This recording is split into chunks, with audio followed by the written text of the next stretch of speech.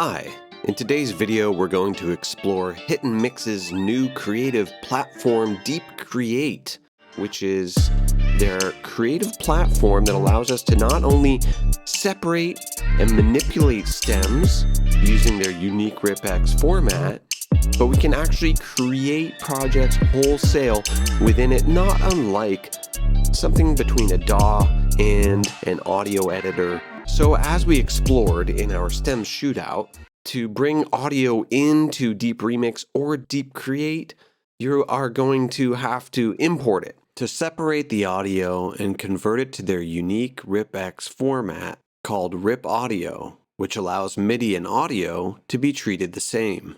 To do so, you can simply open the folder here and choose an audio file in MP3 or other format from anywhere on your hard drive. With Deep Create, we also have a record button, so you can record audio or MIDI directly into Deep Create and bypass the need to begin with any sort of audio that already exists. In addition, Deep Create has added the ability to record MPE and audio from any input.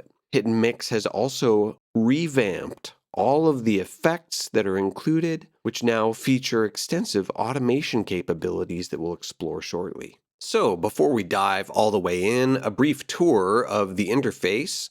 This central area where we are invited to record or import new rips is where much of the editing magic will occur, as you'll soon see. On the left, we have what I would sort of call the input areas. So here we have all the rips or collections of musical ideas we might be working on at any given time. The layers of our selected rip, and the layers are essentially the equivalent of tracks within the Deep Create paradigm. We've got the MIDI and audio inputs from which we can record into any given layer, audio or MIDI, and a helpful interactive help hover feature, so I can hover over any element of Deep Create and it helpfully tells me exactly what that element can do for me. Above at the top, of course, we have our transport and loop area and our global BPM and time signature for the currently selected rip. Along the right, we have sort of the processing features. So up top, we have all the pitch effects, including any combo effect presets I might have created. Our time effects here, our levels, sort of similar to EQ and panning and processing for dynamics. Those effects are here. The sounds that we can drag in wholesale anew or layer with existing sounds are found here. And we also have loops and all kinds of effect presets that can be added down here. And these are all customizable. I can drag and drop them in different orders or even to the other side. And I can actually even take room away from the central editing area. So it's a completely modular interface format. So let's dive in. I'm just going to open this Deft Lines rip, which is a project where we can click and drag across to zoom in. And what we see here is basically a piano roll with time interval grid. And we can zoom in and out in either dimension by clicking and dragging. And rather than a DAW with tracks in a timeline, Deep Create offers what it calls layers. And whichever layer is selected here is the one that is currently edited or recorded into and also highlighted when we press play. And it's got a corresponding color. Now I'm going to select the bass so you can see the bass blobs sort of highlighted. And these are all converted to the RipX format, which combines audio and MIDI in a way, or at least that's a good way to understand or think about it. So what we see are sort of audio blobs that are placed on a piano roll timeline grid. By default, the scale will be chromatic, but I'm going to click here to detect the scale. And now everything is conformed to the D harmonic minor scale it detected. So as I begin editing and moving components around, it will remain within that scale and key. And we'll explore that more later. But back to the layers. Each layer has a volume slider, and we can double click to return it to the default. And we can mute or solo each layer independently. And you can select multiple layers by holding down the Command or Control modifier, as you should be able to see clearly with the modifier key highlighted at the bottom of the video screen. And I can solo them as well. So now I'm just soloing the vocals, which is incredible. And each layer has a little drop down. So while Deep Create does not afford any sort of conventional mix plugins, each layer does get its own stereo panning, plus a low, mid, and high EQ. But of course, where it gets interesting is the ability to edit.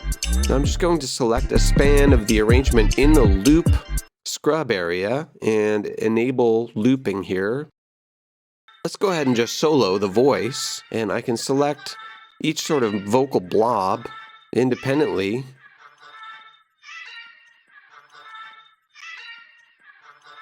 Now I can also select the draw sound tool, and this is going to take the selection I made from the sound panel, which happens to be Mellotron Vox sample, and allow me to draw it in to the RipX note grid wherever I see fit.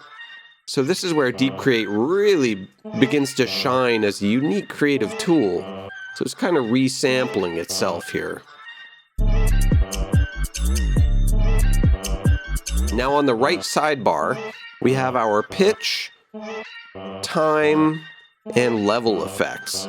We also have sounds that we can use to sort of replace or remix with the current sounds.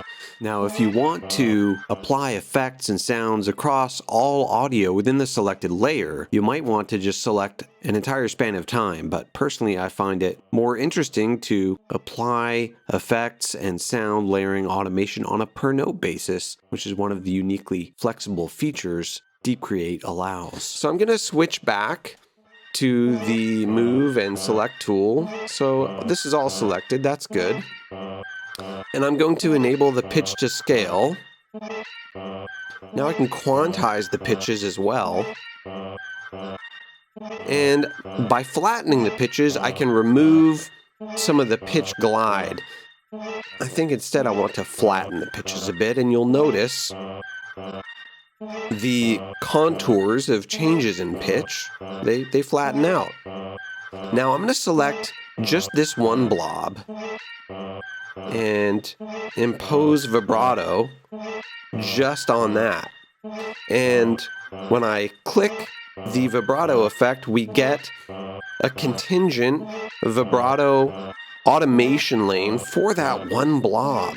So I can impose the vibrato on that particular blob so it increases over the course of the time that particular note is held. And all this processing happens in real time. Now it's kind of obscured by this other note here, so I'm just going to move this. And I can add a harmony just to that one selection as well.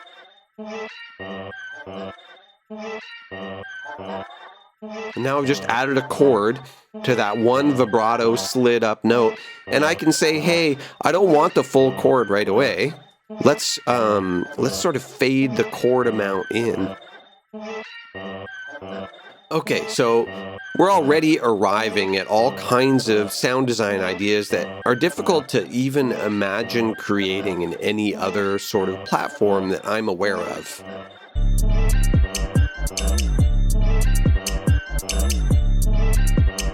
Okay, so with the bass, which I will solo now, let's look at using some of the time effects.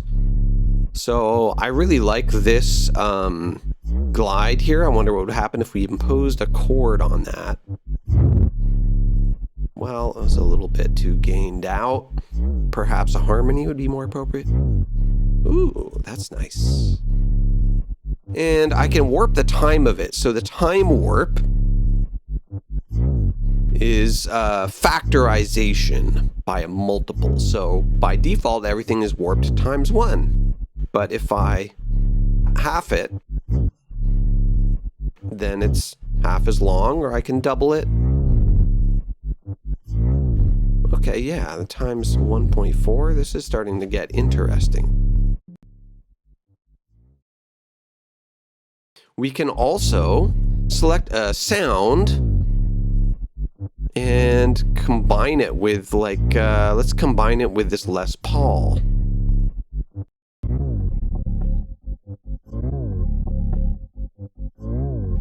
Okay, so that's giving me some really interesting effects, which I like quite a lot. And I think, you know, again, we can sort of morph it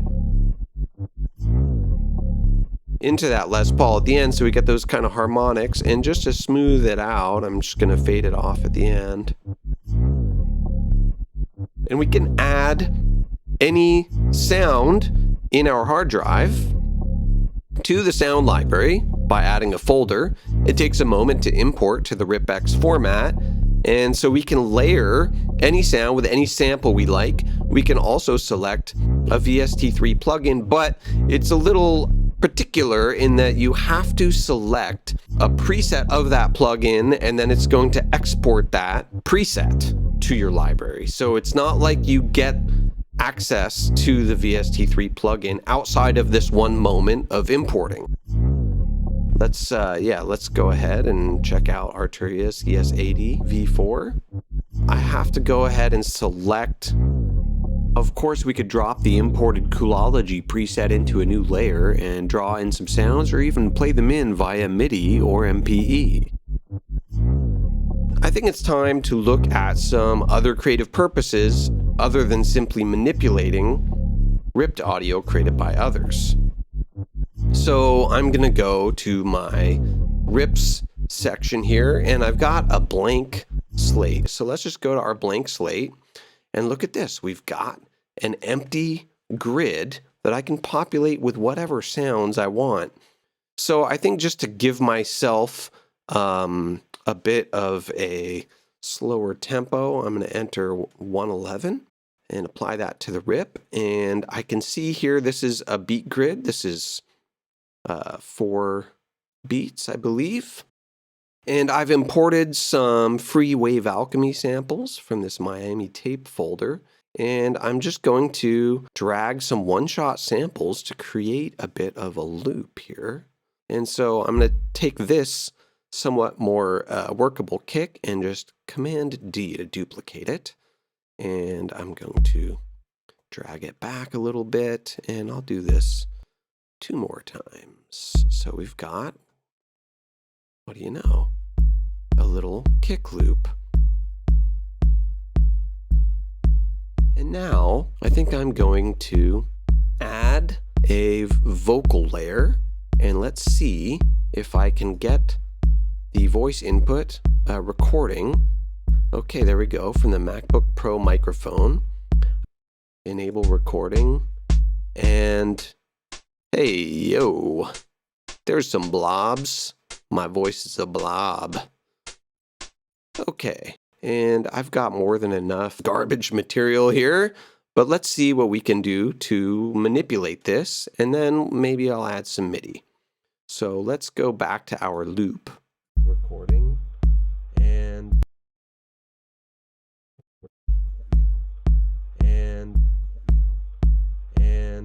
I'm just going to take that and syllable as part of our loop here. I'm just removing all these other blobs. And let's experiment. I think, first of all, I'm going to set a musical scale. Let's go to let's just do a hexatonic blues. So I guess that's a blues with 6 notes.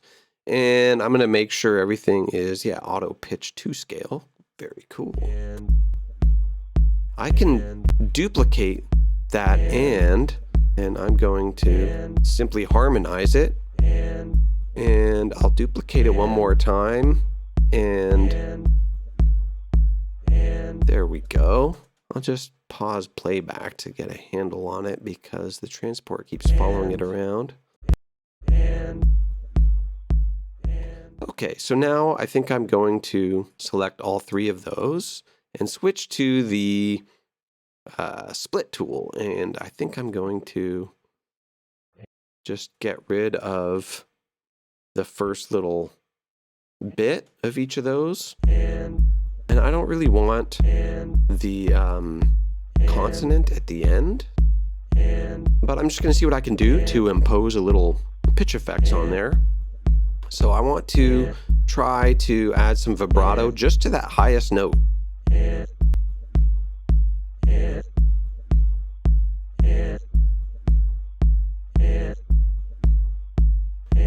So the vibrato is being added over the course of that one note. And I want to take the middle note, so I'll just make sure that is the one selected. And I'm going to slide that pitch down.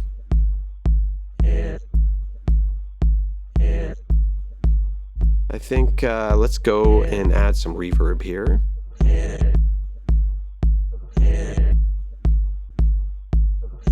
And might as well add a bit of a delay there.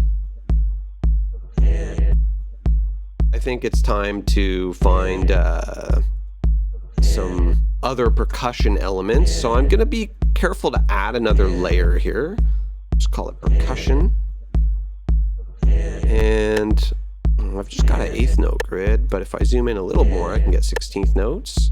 And I think I will use that handy duplicate command to create a bit more of an interesting pattern here.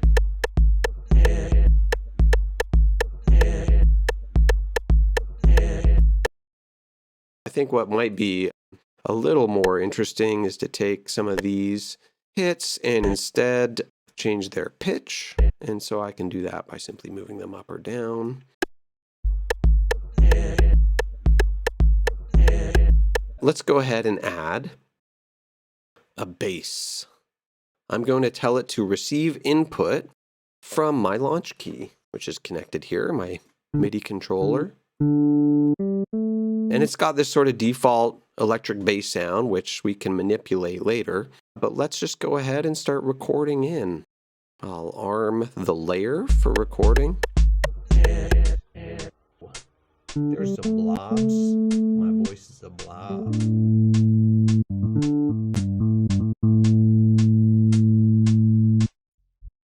So you can blend certain notes over time. So I want, I'm going to set this back to 0. And I want just this note to have some grand marimba. And just this note here to have that Mellotron Vox, if we can get it going.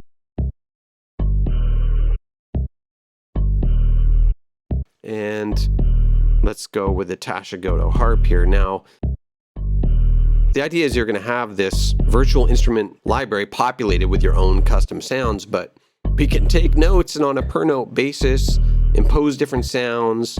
And, you know, if I go back to the Mellotron Vox, I think maybe this would be good to show how I can sort of fade that Mellotron Vox in over the course of the note, just like all the other effects, with the per note automation lane.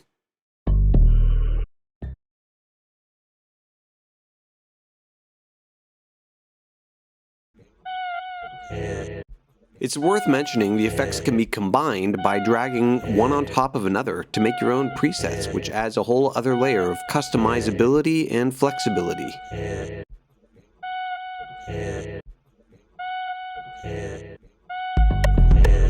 I'm going to go back and add a little hi-hat here, right? I think we've earned it. I think we deserve it. And it's automatically created a new layer for us.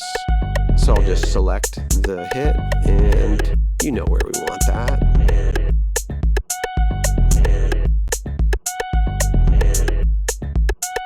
So I'll duplicate one there and then just this one. Can I get the reverse working properly? There we go. And maybe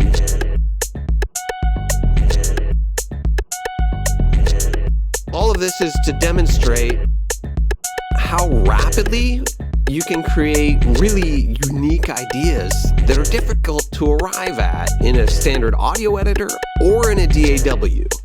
And once you've created those unique ideas, you can simply go to the export menu and export to any number of formats. You can export your rips to MIDI. You can export to MP3, to WAV. So now I will select the 24-bit WAV, and I'm going to first create a single file and export that. And now,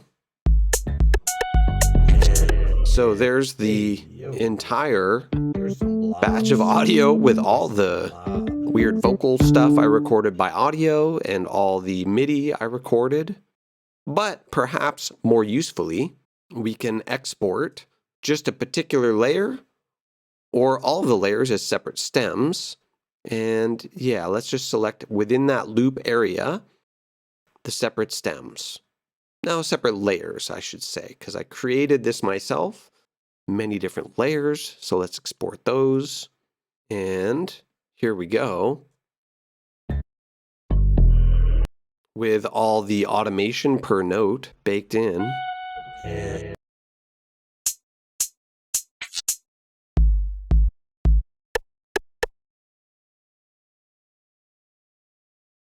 But for the last example, I'll take this synth loop here and demonstrate how we can drag any audio file on our hard drive or directly from Splice even into the rips area. And I'll click rip, and it's going to take a moment, less than 1 minute, and then I will be able to drag it into an existing project or open it as its own project.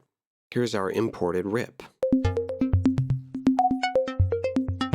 So I believe these are all from one synth loop, but it's detected them as different parts.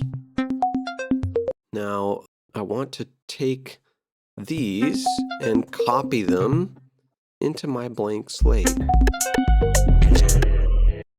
But it's a great way to show that you can take extracted audio, selections of extracted audio from other rips and simply paste them into a different rip that you might be working on. So it's incredibly flexible. In addition, it comes with all sorts of specific mapping you can do with your MIDI controller to trigger different sounds or samples on specific keys, as well as receiving MPE sensitivity that can be assigned to various elements. And of course, we can combine our processes to new multi-effect processes here.